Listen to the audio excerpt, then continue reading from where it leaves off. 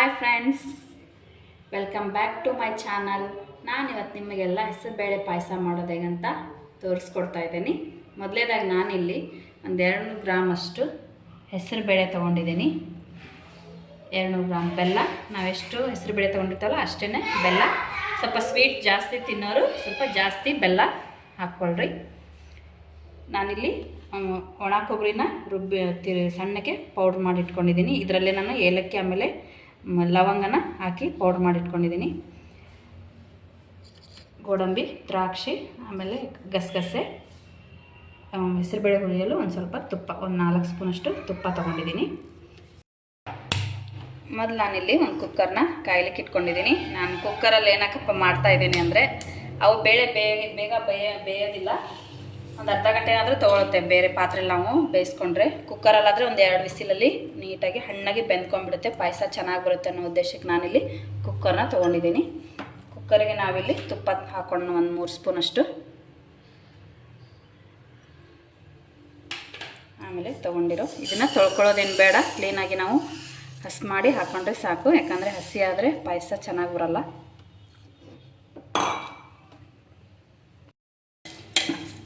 ನೋಡಿ ಈ ರೀತಿ ಇದನ್ನ ಸ್ವಲ್ಪ ಕೆಂಪಾಗೋವರೆಗೂ ಫ್ರೈ ಮಾಡ್ಕೊಳ್ಳಿ. ತುಪ್ಪದಲ್ಲೇ ಹುರ್ಕೋಬೇಕಿದು. ಆಮೇಲೆ ನಾನು ನಿಮಗೆ ಹೆಸರುಬೇಳೆ ಬಗ್ಗೆ ಹೇಳಬೇಕಂದ್ರೆ ಇದು ಕೂಡ ತುಂಬ ಆರೋಗ್ಯಕರವಾದಂತಹ ಅಂಶಗಳನ್ನ ಹೊಂದಿರೋಂಥದ್ದು. ಇದು ಪ್ರಾಚೀನ ಆಯುರ್ವೇದದಲ್ಲಿ ಇದ್ರ ಬಗ್ಗೆ ಹೇಳಲಾಗಿದೆ. ನನಗೆ ಗೊತ್ತಿರೋ ಮಟ್ಟಿಗೆ ನಾನು ಕೆಲವೊಂದು ನಿಮಗೆ ಟಿಪ್ಸ್ ಕೊಡೋಕ್ಕೆ ಇಷ್ಟಪಡ್ತೀನಿ. ಉರಿಯೂತ ಆಮೇಲೆ ಅತಿ ಸೂಕ್ಷ್ಮ ಜೀವ ನಿರೋಧಕ ಶಕ್ತಿಯನ್ನು ಇದು ಹೆಸರುಬೇಳೆ ಹೊಂದಿದೆ. ಚಿಕ್ಕ ಮಕ್ಕಳಿಗೆ ಆಮೇಲೆ ಗರ್ಭಿಣಿಯರಿಗೆ ತುಂಬಾ ಉಪಯುಕ್ತವಾದಂತಹ ಇದೊಂದು ಹೆಸರುಬೇಳೆ ತುಂಬ ಯೂಸ್ ಇದೆ. ಇದನ್ನು ಸ್ವೀಟ್ ಮಾಡ್ಕೊಂಡಾಗಲಿ ಅಲ್ಲೇ ಪಲ್ಯ ಇನ್ನು ಸ್ವಲ್ಪ ಜಾಸ್ತಿ ತಿನ್ಬೇಕು ಮಕ್ಕಳು. ಆಮೇಲೆ ಈಗ ನೋಡಿ ಅಂಗನವಾಡಿಯಲ್ಲಿ ಗರ್ಭಿಣಿಯರಿಗೆ ಆಮೇಲೆ ಚಿಕ್ಕ ಮಕ್ಕಳಿಗೆ ಹೆಸರುಬೇಳೆ, ಬೆಲ್ಲ ಇದೆಲ್ಲ ಕೊಡ್ತಾರೆ. ಏನಕ್ಕಪ್ಪ ಅಂದರೆ ಅದರಿಂದ ತುಂಬಾ ಯೂಸ್ ಇರೋದ್ರಿಂದ. ನೋಡಿ ಈಗ ಇದು ಒಂದು 5 ನಿಮಿಷ ನಾನು ಕೆಂಪಾಗೋವರೆಗೂ ಫ್ರೈ ಮಾಡಿಕೊಂಡೆ. ನೋಡಿ ಈ ರೀತಿ ಆಗಬೇಕಿದು ಬೇಳೆ. ಇದಕ್ಕೆ ನಾವೀಗ ಒಂದು 2 ಗ್ಲಾಸ್ ಅಷ್ಟು ನೀರು ಹಾಕಿ ಒಂದು 2 ವಿಸಿಲ್ ಕೂಗ್ಸೋಣಂತ. ಈಗ ನೋಡಿರಿ ನಾನಿಲ್ಲಿ ಒಂದು ಬಟ್ಲು ಬೇಳೆ ತೊಗೊಂಡಿದ್ನಲ್ಲ ಅದಕ್ಕೆ ನಾನಿಲ್ಲಿ 2 ಗ್ಲಾಸ್ ಅಷ್ಟು ನೀರು ಹಾಕ್ತಾಯಿದ್ದೀನಿ.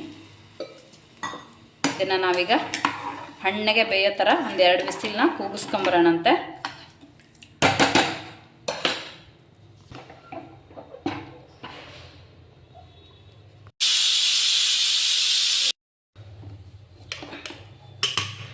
ನೋಡಿ ಈಗ 3 ವಿಸಿಲ್ ಆಯಿತು. ನೋಡಿ ಚೆನ್ನಾಗಿ ಬೆಂದಿದೆ ಬೇಳೆ.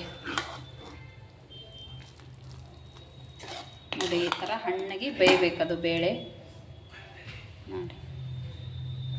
ನೋಡಿ ಈ ಥರ ಹಣ್ಣಾಗಿ ಬೇಯಬೇಕು. ಇದಕ್ಕೆ ನಾವು ಬೆಲ್ಲನ ಆ್ಯಡ್ ಮಾಡೋಣಂತ.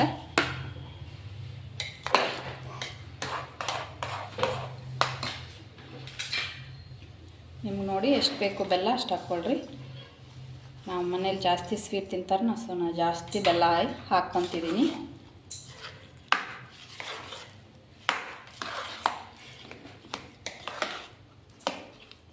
ಇದು ಕರಗಲಿ ಬೆಲ್ಲ. ನೋಡಿ ಈ ಥರ ಪೂರ ಬೆಲ್ಲ ಬೇಳೆ ಎರಡು ಮಿಕ್ಸ್ ಆಗೋ ಥರ.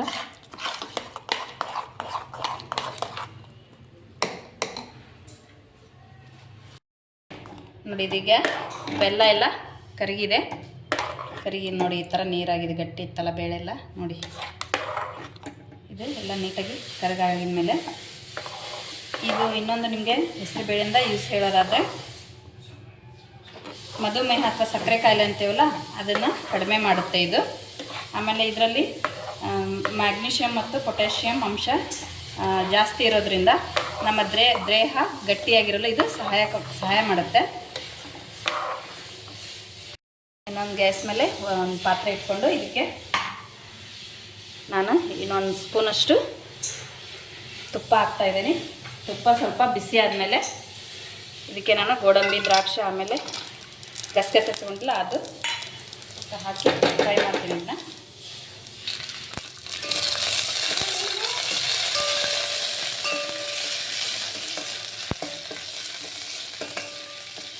ಇದನ್ನ ಈ ಥರ ಫ್ರೈ ಆದಮೇಲೆ ಇದಕ್ಕೆ ನಾನು ಹೆಸರುಬೇಳೆನ ಆ್ಯಡ್ ಮಾಡ್ತೀನಿ. ನಿಮ್ಗೆ ಇದನ್ನು ಪಾಯಸ ತೆಳುವಾಗಿ ಬೇಕಂದರೆ ನೀವು ನೀರನ್ನು ಸಹ ಆ್ಯಡ್ ಮಾಡಿಕೊಳ್ರಿ. ನೋಡಿ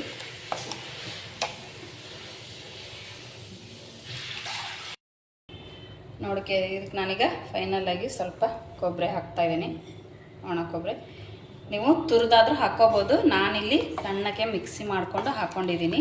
ನೀವು ತುರಿದು ಸಹ ಮೇಲೆ ಉದುರಿಸ್ಕೊಬೋದು.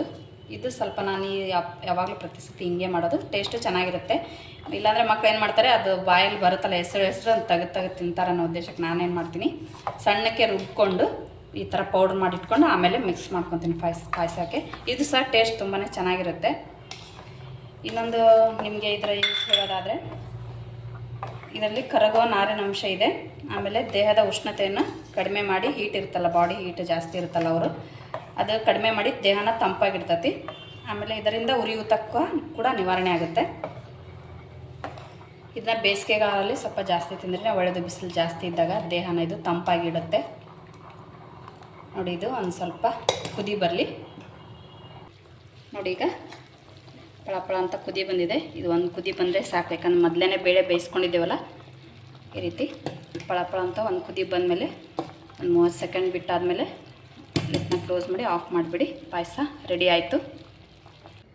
ನೋಡಿ ಫ್ರೆಂಡ್ಸ್, ಈ ವಿಡಿಯೋ ನಿಮಗೆ ಇಷ್ಟವಾದಲ್ಲಿ ಲೈಕ್ ಮಾಡಿ, ಶೇರ್ ಮಾಡಿ, ಕಮೆಂಟ್ ಬಾಕ್ಸಲ್ಲಿ ಕಮೆಂಟ್ ಮಾಡಿ. Thank you.